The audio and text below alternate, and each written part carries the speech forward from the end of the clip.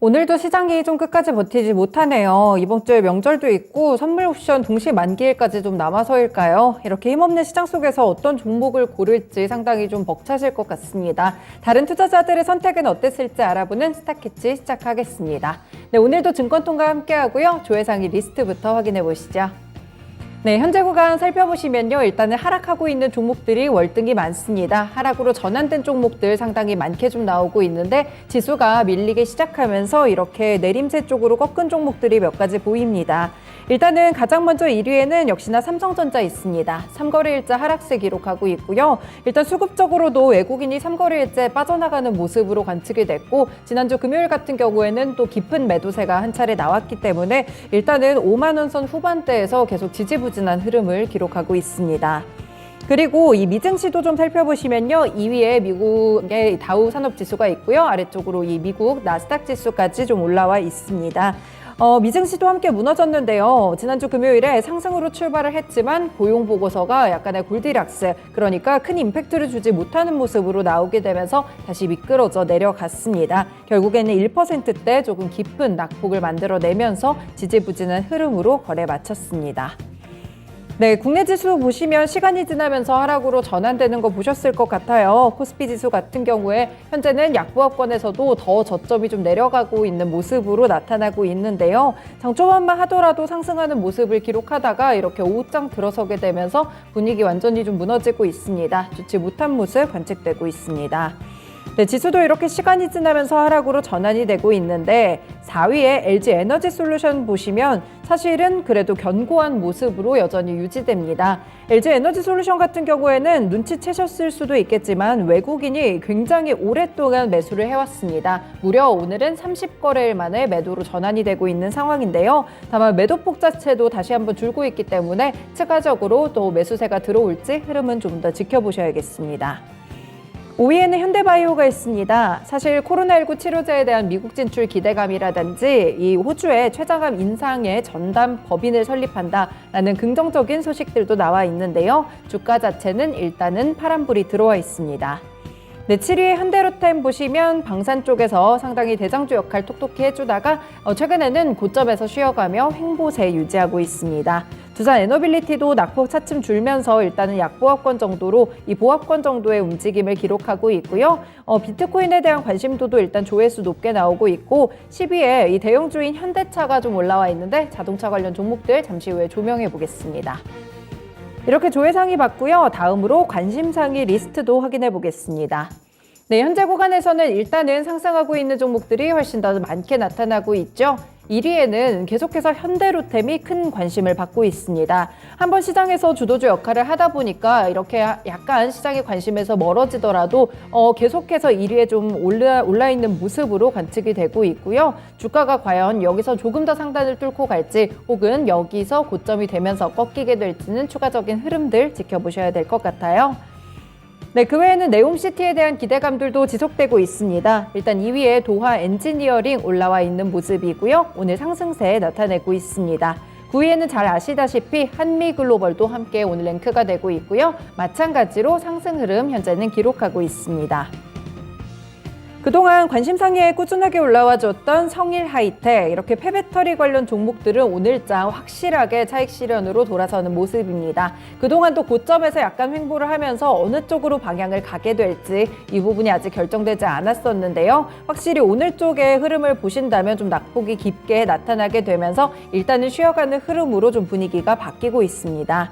현대바이오 4위에 이 관심상위에도 랭크되는 모습이고요. 5위에 LG 에너지 솔루션도 함께 올라옵니다. 네, 그 외에는 6위와 8위를 좀 같이 보실까요? 코리아 SE 그리고 우원개발입니다. 태풍 흰남노 일단 피해 없기를 상당히 좀 바라고요. 일단 북상을 좀 하고 있는 모습이고 우리나라 남쪽 부근을 좀 관통할 것으로 보입니다. 피해가 좀 있을 것이라는 이런 예측들이 나오고 있고 이전의 태풍들보다도 꽤나 강력한 모습이기 때문에 이런 재해복구 관련 종목들이 꾸준히 좀 관심 리스트에 지난주부터 올라오고 있습니다. 잠시 후에 코리아 SE는 추가적인 모멘텀과 함께 좀 보시겠고요. 오늘장 다시 한번 상한가 터치하고 있습니다. 네, 그리고는 10위에는 두산 에너빌리티가 확실히 올라와 있네요. 네, 조회 상위에서도 8위 정도의 랭크가 됐었는데 관심 상위 10위권에 나타나고 있습니다. 네, 그 외 종목들을 보시면 오늘 대체적으로 관심상위 리스트에 있는 것은 최근에 있었던 이슈들 위주로 종목들이 좀 리스팅이 나오고 있습니다. 네, 이렇게 조회상위와 관심상위 리스트들 살펴봤는데요. 그 가운데 세 가지 특징주들 먼저 보겠습니다. 네, 첫 번째 특징주는 대형주 쪽에서 골라봤는데 현대차입니다. 현대자동차가 일단 오는 2024년 10월에 미국의 조지아 전기차 공장을 연산 30만 대로 조기 완공한 다음에 2025년 추가적으로 증설하는 방안을 검토하고 있다는 단독 보도가 어제 나왔습니다. 이 단독 보도가 중요한 이유는 그동안 인플레이션 감축법 때문에 현대차가 상당히 이슈가 좀 많았기 때문인데요. 인플레이션 감축법 안에 들어있는 내용이 바로 잘 아시다시피 북미에서 생산된 전기차에 한해서만 세액공제 혜택을 줍니다. 그래서 한국산 미국 수출 전기차가 보조금 혜택에서 제외되지 않을까 이런 우려감 때문에 조지아 전기차 공장의 생산량을 좀 최대한 빠르게 늘린 다음에 여기서 좀 방어하는 전략을 취하지 않을까 이런 기대감 덕분에 또 단독 보도 때문에 이런 소식들 나오고 있는데요. 이와 더불어서 현대차 같은 경우에는 실적에 대한 기대감도 상당히 높아지고 있습니다. 지난주 데이터 가운데서 지난 8월에 미국 시장에서 또 신차 판매량이 역대 8월에 최고치를 기록했다고 하네요. 이 현대기아차의 8월 판매 실적 같은 경우에는 미국뿐 아니라 다른 국가에서도 상당히 좋았습니다. 현대차는 지난 8월에 해외 시장에서 총 28만 5,570대를 판매했다고 하는데 전년 동월 대비 14.7% 판매량이 증가했습니다.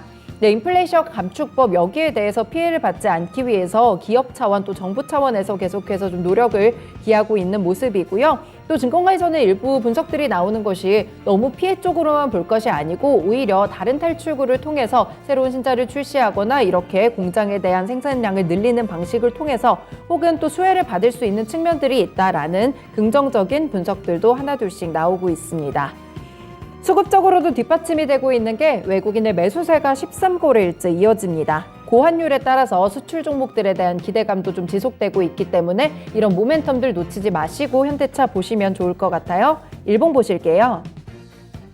네, 그동안 회복하던 주가가 사실 최근에 인플레이션 감축법 때문에 우려감이 커졌을 때 살짝 밀리는 모습으로 나타났습니다. 하지만 다시 상승하면서 이전 저점으로 올라가려는 시도를 좀 기록하고 있고요. 일단은 외국인 매수세가 좀 꾸준하게 이어지면서 매수세 이어지는 기간 동안 확실하게 좀 다시 한번 상승 쪽으로 꺾고 있습니다.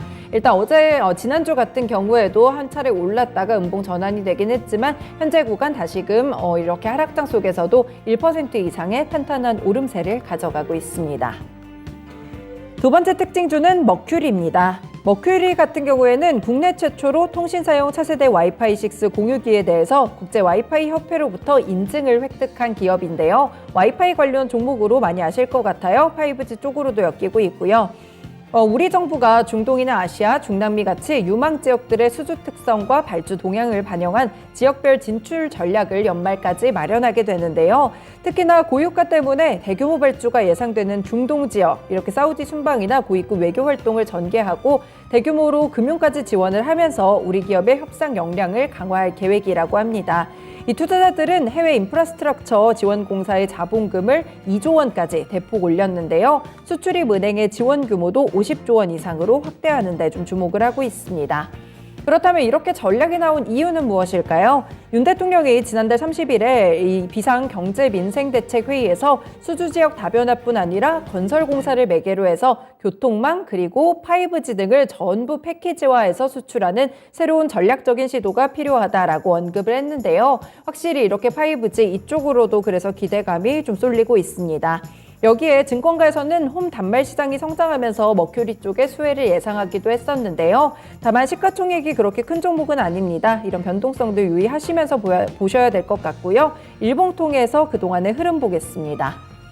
네, 머큐리 같은 경우에는 사실 주가가 분위기가 그렇게 좋지 않았죠. 꾸준하게 1년여 정도 하락세의 길을 걷고 있는 모습인데요. 6월에 최저가까지 터치가 좀 나와줬습니다.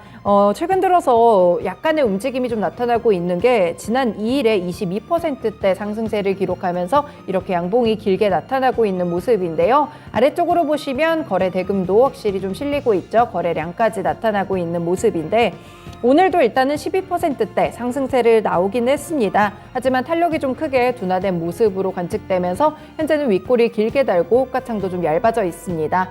현재 구간에 부근에서는 최고가 부근에서는 좀 많이 떨어지면서 2% 정도의 오름세만을 가져가고 있습니다. 장기적으로 200일평선 돌파하긴 했지만 앞으로의 흐름은 이 때문에 조금 더 지켜보셔야 될 것 같네요. 네, 마지막 특징주입니다. 코리아 SE 보실 텐데요. 지난주부터 일단 예고됐던 대로 제11호 태풍이죠. 흰남노가 북상하고 있습니다. 기상청의 예상대로라면 제주도에 내일 오전 1시쯤에 가장 가깝게 접근할 것으로 보이고요. 경남 해안에는 오전 7시 전후에 도달할 것이라는 예측이 나오고 있습니다. 폭풍 해일도 좀 동반이 될 수 있다, 이런 전망들까지 나오면서 좀 우려스러운데요. 현재 흰남노는 매우 강한 태풍으로 분류가 되고 있습니다. 실제 주말 중에 뉴스를 보셨겠지만 중앙재난안전대책본부에서 비상대응 수위를 1단계에서 바로 3단계로 격상을 했습니다. 위기경보 수준도 심각으로 올렸고요. 과거 매미보다도 큰 위력 때문에 전국적으로 피해가 우려되는 상황입니다. 일단 중대본에서는 외출도 삼가달라고 부탁을 했고요. 민간 분야의 출근 시간 조정을 또 적극적으로 권고하기도 했었는데요. 지금 항공기 같은 경우에도 추가적으로 결항 소식이 계속 나오고 있는 상황입니다. 그래서 재해복구주들이 상승하는 흐름으로 나타나고 있고, 코리아 SE 같은 경우에는 일단 지난주 금요일에도 상한가에 도달을 했는데 오늘 추가적으로 상한가 터치합니다. 이슈를 한 가지 더 보셔야 될 것이 유니콘 기업 GP클럽에 피인수된다는 소식도 있거든요. 이 GP클럽이 리튬 전문 기업 리튬인사이트와 협력해서 코리아 SE를 리튬 전문 기업으로 탈바꿈할 예정이라고 합니다. 그래서 리튬 원재료부터 2차 전지용 초고순도 탄산 리튬이나 수산화 리튬까지 수직 계열화 생산 시스템을 구출할 계획이라고 합니다. 이렇게 두 가지 이슈들 안고 코리아 SE 상당히 좋은 주가 흐름 기록하고 있는데요.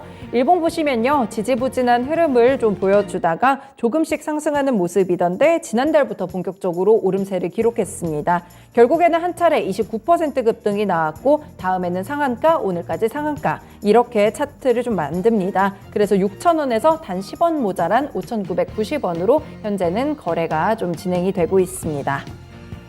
네, 이렇게 조회상이와 관심상위 리스트 그리고 특징주 3가지 차트 통해서 살펴봤습니다. 스타캐치 시간이었습니다.